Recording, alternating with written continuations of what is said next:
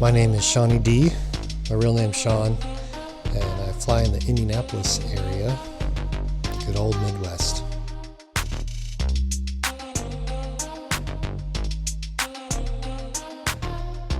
I've participated in the last two IGOWs, did pretty well, made it to the finals, and participated in all of the race gals. Really enjoyed all of these competitions.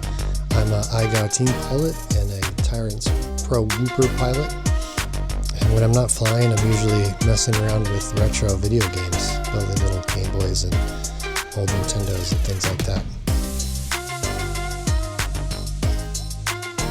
Hope everybody really enjoys this season of IGOW5. The skill level seems to have doubled every year, so looking forward to some amazing pilots and watching some crazy skills. Good luck to everybody.